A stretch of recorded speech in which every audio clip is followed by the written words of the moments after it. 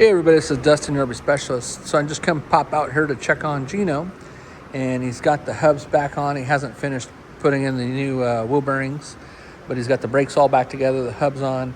He's got to come over here and he's got to cut all the U-bolts down, and then we're waiting on the Equiflex to show up, and then he'll get that put back on once all the frame cracks get all squared away.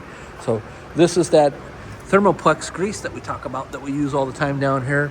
That is it's a lot more expensive compared to the red grease. And basically you can mix it with any kind of product out on the market. The guys that we purchased it from basically said, hey, you guys use this grease, you'll never have a bearing go bad on our watch, kind of thing. So, you know, and it's a company that we trust. It's been around here for 3 generations. They use it on all the ag and farm equipment and stuff as well. It can mix with any other type of grease. I believe it can even go in salt water as well.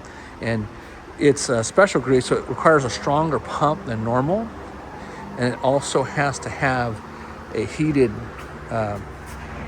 basically a machine down here that wraps onto the bucket that heats it. So this is just one of the mobile carts that the guys use that have a solvent tank washer in it, and then a grease dispenser on it. So they use that. And we have another one at our other building over there as well. So anyways, stay tuned for more. This is Dustin, your RV Specialist. Hope these videos help you, or at least give you a little bit of insight what's going on here at our shop. And we'll stay in touch. Thanks again for watching.